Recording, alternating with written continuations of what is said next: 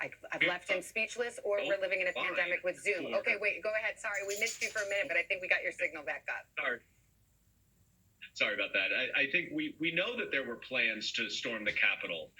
That was online. That was very out in the open. And the question is, what did the president know about those plans? I find it very hard to believe that the president had no idea that there were plans to pursue violence when Rudy Giuliani gets up at the same rally and says, we are going to enlist trial by combat.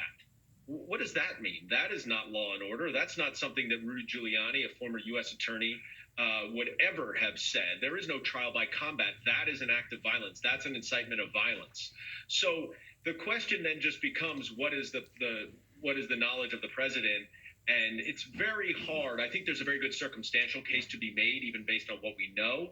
But if you were to get someone like Dan Scavino, who's the head of the digital media strategy for the White House, under oath, and you're to ask him questions about whether he knew about these plans and whether he said anything to the president, I think those responses will be very interesting. All right, real quick before I let you go, do you consider this, for lack of a better phrase, slam dunk? Is this a case you wish you could be prosecuting in the Senate?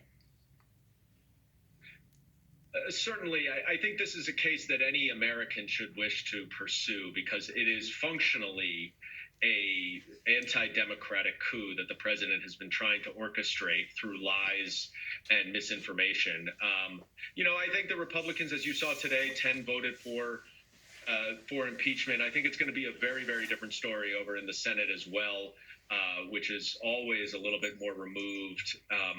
But yes, look, there's a lot of investigation that you would want to do in any ordinary trial, given the timing here, given the emotions. You may not have that.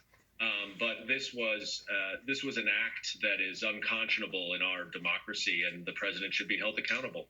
Dan Goldman, it's good to get your perspective. You're probably the best perspective we have today because you've been there. So thank you very much for your expertise. We appreciate it. Lester? Thanks very much.